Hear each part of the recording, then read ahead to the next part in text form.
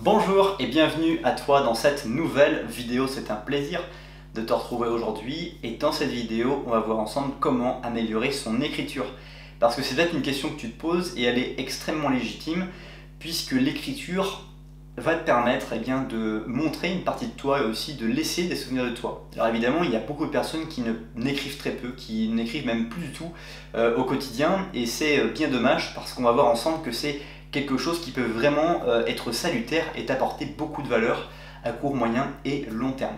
Donc l'écriture, c'est quelque chose qui est vraiment présent dans notre vie depuis très longtemps.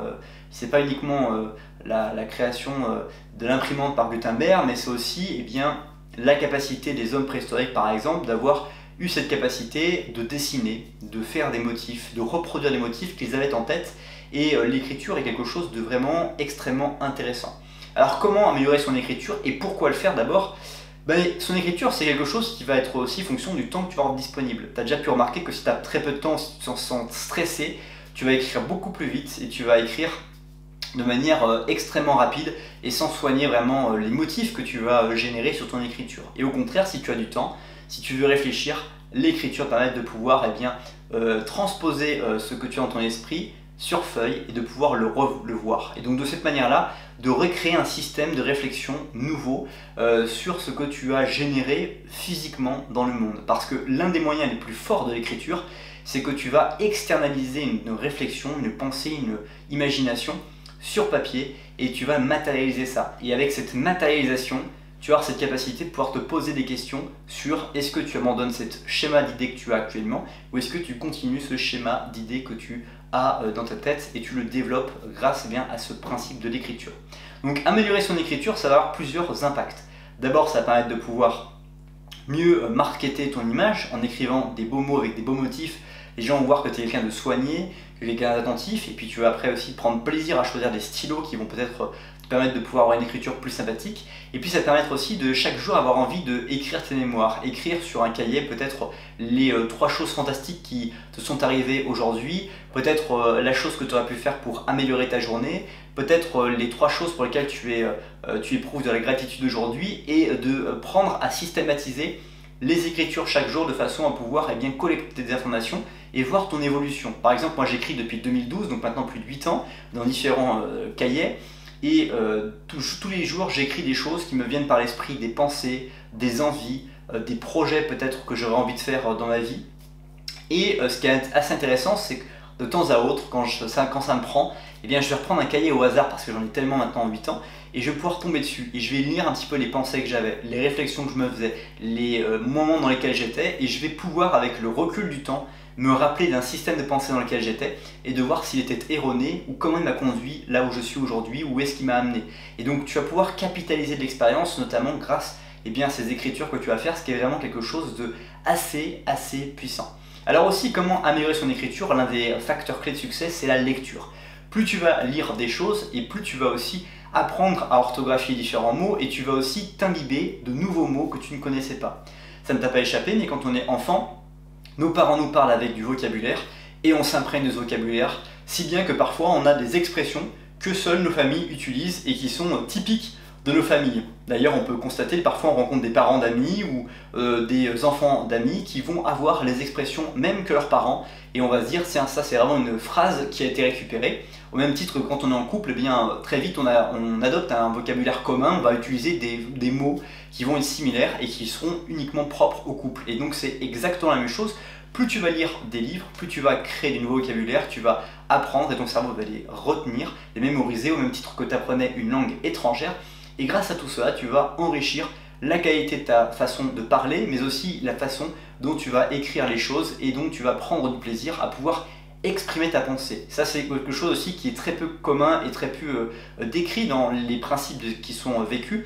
C'est que plus tu vas lire, plus tu auras cette capacité à être aiguisé sur la façon d'exprimer une opinion, la façon d'exprimer des choses, et la façon aussi de pouvoir parler oralement devant des gens, devant du public, avec moins de stress, parce que tu sais que rapidement tu vas pouvoir avoir une capacité à décrire, à parler d'un processus tel ou tel dans un moment donné. Donc l'écriture est quelque chose de vraiment puissant Et pour l'améliorer, eh bien, il y a, comme je te disais, cette fameuse lecture, mais il y a aussi cette fameuse écoute. Parce que nous sommes tous différents et pas forcément très égaux sur cette façon de retenir, j'allais dire, d'avoir de la rétention sur les informations que nous allons consommer, que ce soit la consommation par les lectures, de la consommation par l'écoute.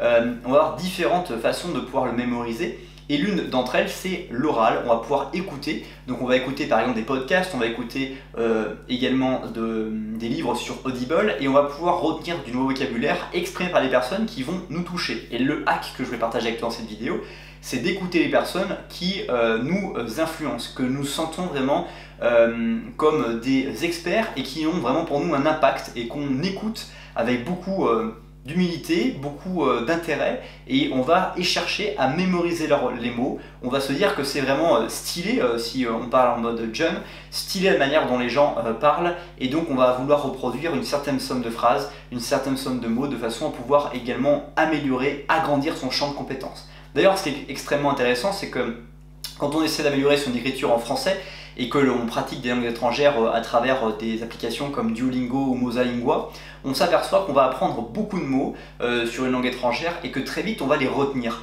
Notre cerveau est très fort pour retenir un certain nombre de mots. Parfois, certains mots sont très faciles à retenir, parfois d'autres sont beaucoup plus complexes à mémoriser. Et c'est ça qui est extrêmement intéressant, c'est que en français, on le fait automatiquement, mais sans s'en rendre aussi compte. Parce que quand on apprend une langue étrangère, on se rend vraiment compte qu'on a passé un palier, qu'on a d'un coup vraiment appris des mots qu'on ne connaissait pas parce qu'on avait du mal avec eux, alors qu'en français, on ne se rend pas forcément compte qu'on a des fois des difficultés à exprimer telle ou telle opinion, alors que là, on a vraiment progressé par la capacité à avoir révisé, répété tel ou tel mot régulièrement.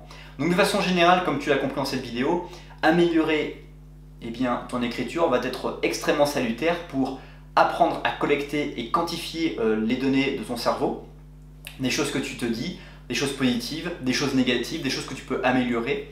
Apprendre à améliorer également la façon d'écrire les motifs de son écriture, d'exprimer ses opinions, de pouvoir aussi se mettre à lire des livres de personnes qui nous inspirent pour pouvoir collecter de l'information nouvelle avec des nouvelles façons de parler, de pouvoir écouter des podcasts, des gens qui sont encore une fois impactants pour nous, qui vont nous permettre d'agrandir notre champ de compétences, et tout ça dans une seule et même optique, c'est de progresser, de développer personnellement et de pouvoir, pourquoi pas, à la fin, pour boucler la boucle, se mettre à produire ses propres écrits à travers un blog, à travers un cahier personnel, un espèce de jardin de progression dans lequel on va pouvoir conserver ses propres mémoires. C'est déjà la fin de cette vidéo, merci beaucoup pour le temps que tu as consacré à la regarder. J'espère qu'elle t'a plu, si c'est le cas, n'hésite pas à me la faire savoir en appréciant, partageant ou commentant cette vidéo. Et puis comme je te l'ai promis en début de cette vidéo, je t'invite à découvrir différents cadeaux qui se trouvent dans la description de la vidéo. Passe une très bonne suite de journée et je te dis à bientôt pour la prochaine. Bye bye.